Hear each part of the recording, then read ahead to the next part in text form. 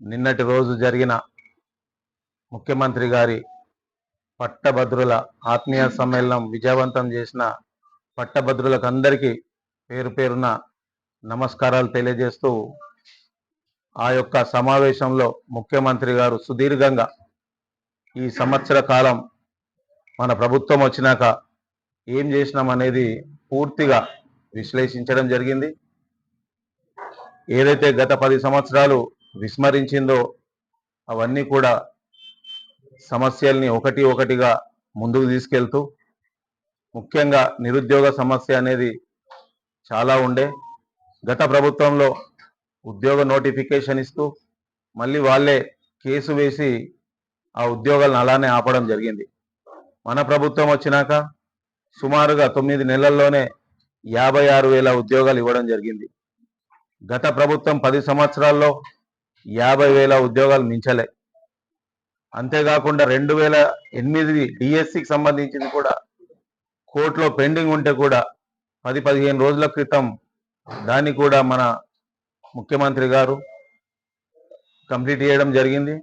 దాని ద్వారా సుమారుగా 1,400 మందికి ఉద్యోగాలు రావడం జరిగింది. ఆ 1,400లో మన జిల్లా వాళ్ళే ఎక్కువగా ఉన్నారని చెప్పి కూడా తెలియజేస్తూ పట్టభద్రులకు అందరికీ విజ్ఞప్తి చేస్తున్నాం. నరేందర్ రెడ్డి గారు మంచి విద్యావేత్త, 54 విద్యా సంస్థలు ఉన్నాయి. ఆయన సంస్థల్లో ఎంతోమంది పిల్లలు గ్రాడ్యుయేట్స్ అవుతూ అదే రకంగా వందల మందికి ఆయన ఉద్యోగ అవకాశాలు కల్పిస్తూ ముందుకెళ్తున్న వ్యక్తి.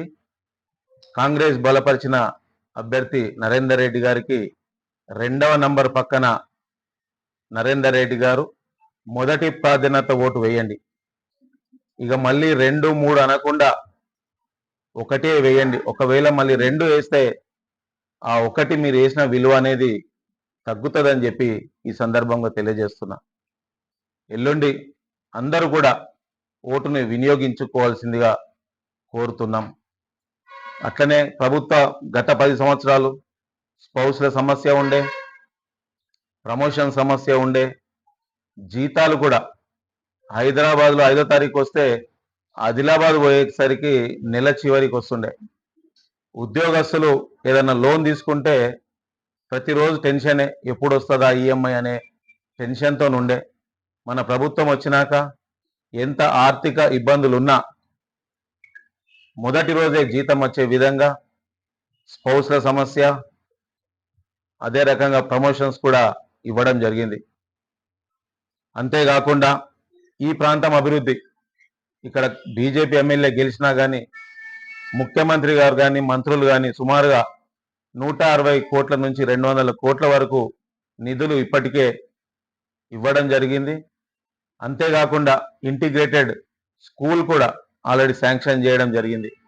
సుమారు 100 కోట్ల కన్నా ఎక్కువ ఇన్వెస్ట్మెంట్తోని ఇక్కడ మంచి బ్రహ్మాండమైన స్కూల్, కులాలకు అతీతంగా బీసీ కానీ, ఎస్సీ కానీ, ఎస్టీ కానీ, మైనార్టీ సోదరులు కానీ ఎవరైనా కానీ అక్కడ ఉండి సుమారు 5,000 మంది పిల్లలు చదువుకునే విధంగా ఆ యొక్క కార్యక్రమాన్ని కూడా తీసుకోవడం జరిగింది. మొన్న ఇక్కడ ఉన్న ఎమ్మెల్యే రాకేష్ రెడ్డి అసెంబ్లీలో మాట్లాడుతూ అతను ఆ ఇంటిగ్రేటెడ్ స్కూల్ అనేది అంకాపూర్ పరిసర ప్రాంతాల్లో పెట్టే ప్రపోజల్తోని ప్రభుత్వానికి ఇవ్వడం జరిగింది. కానీ అక్కడ వసతులు లేవు, నీళ్లు లేవు, బస్సు వెళ్ళాలన్నా ఎవరికేమన్నా అయినా కానీ ఆర్మూర్ చేరాలన్నా ఇబ్బందికరంగా ఉంటుందని చెప్పి ఎంఆర్ఓ గారి దృష్టికి తీసుకెళ్ళినాం.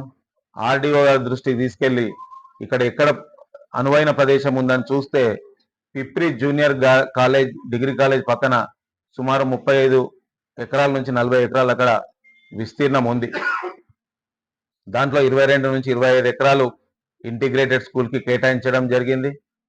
దాని ప్రపోజల్ కూడా సంబంధిత అధికారులకు పంపడం జరిగింది.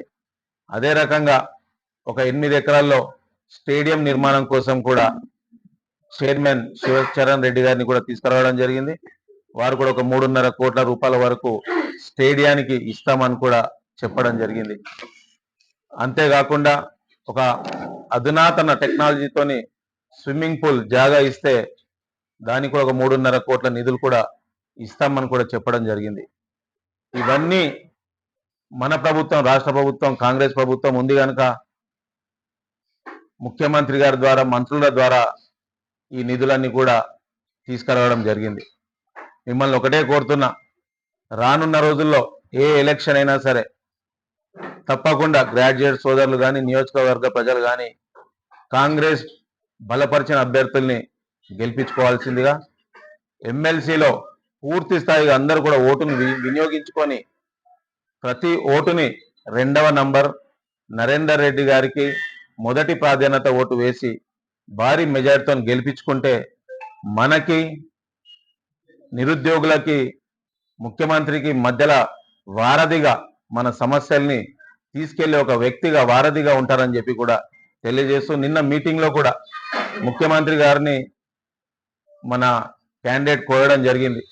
తెలంగాణ యూనివర్సిటీని ఉస్మానియాకి ధీటుగా అభివృద్ధి చేయాలని చెప్పి కోరడం జరిగింది. టీఆర్ఎస్ విషయానికి వస్తే ఎమ్మెల్యే ఎలక్షన్లో 39 సీట్లకు పరిమితమైంది. పార్లమెంటుకు వచ్చేసరికి గుండు 0 అయింది. ఇక మళ్ళా ఎమ్మెల్సీకి వచ్చేసరికి అసలు పోటీలోనే లేదు. ఇక బీజేపీ ఎమ్మెల్యే గెలిచినా కానీ ఇక్కడ చేసిన అభివృద్ధి ఏం లేదు. కేంద్రం నుంచి ఇప్పటి వరకు రూపాయి నిధులు తీసుకురాలే.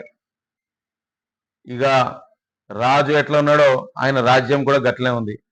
ఆయన ఏమేం చేసి సంపాదించిండో ప్రజలకు అందరికీ తెలుసు. ఆల్రెడీ ఆయన మీద ఎఫ్ఐఆర్లు కూడా ఆయన యొక్క అఫిడవిట్లోనే మెన్షన్ చేయడం జరిగింది. ఆయనకు సంబంధించిన నాయకులు కూడా ఏది ఈ ప్రాంతంలో జరిగినా దాంట్లో ప్రతిరోజు వాళ్ళే కనబడుతున్నారు. మొన్న బైక్ల దొంగతనం అనగానే వాళ్ళ మనుషులే. నిన్నటి రోజు సుమారు 3.5 కోట్ల రూపాయలు 35 మంది దగ్గర వసూలు చేసిండు. ఒక బయట దేశాలకు పంపిస్తా అని చెప్పి ఐలాపూర్ శ్యామ్ అని చెప్పి ఆయన ప్రధాన అనుచరులే. మళ్ళీ ఎవరన్నా పోయి మీడియా వాళ్ళు పోతే మొత్తము అపోజిషన్ ఇక్కడ ఏదైతే పార్టీ ఉందో ఆయనకు వ్యతిరేకం ఉన్నామో వాళ్ళే చేస్తున్నారు, మొత్తం కాంగ్రెస్ పార్టీ చేస్తుంది అనేది చెప్తున్నాడు. ఇప్పటి వరకు ఈ 15 నెలల ఎక్కడ కూడా మా అవినీతి కానీ ఏది లేకుండా పారదర్శకంగా మున్సిపల్ని కానీ, గ్రామాలలో కానీ, రోడ్డు వ్యవస్థను కానీ డెవలప్ చేసుకుంటూ పోతున్నాం. ఈ ఎమ్మెల్యే ఏమి చేసిందేం లేదు. ప్రతి దాంట్లో కూడా చివరికి ఆయన అల్లుడో ఏమవుతాడు, ఆయననే మొరమమ్మాల, నల్ల మట్టి అమ్మిన ఆయన్ని అమ్మాల, ఏది చేసినా ఆయన అనుచరులు చేయాల, మళ్ళీ బట్ట కాల్చి ఎదుటోని మీద చేయాల. అసైన్డ్ భూమి విషయానికి వస్తే ఎమ్మెల్యేనే, మొరం అంటే ఎమ్మెల్యేనే. ఇక బైకులు ఫస్ట్ టైం దేశ చరిత్రలో ఎప్పుడు అట్లాంటి సంఘటన జరగలే. సగం ధరకే కొత్త బైకులు ఎక్కడ కూడా రావు. కానీ మన ప్రాంతంలో ఎమ్మెల్యే అనుచరులే ఇష్టానుసారంగా వాళ్ళ మనుషులకు అందరికి ఇప్పించుకున్నారు. ఇక లాస్ట్కి ఇక మాకు ఎటువంటి సంబంధం లేదనేది వాళ్ళు చెప్పుకోవడం సిగ్గుచేటు ఇది.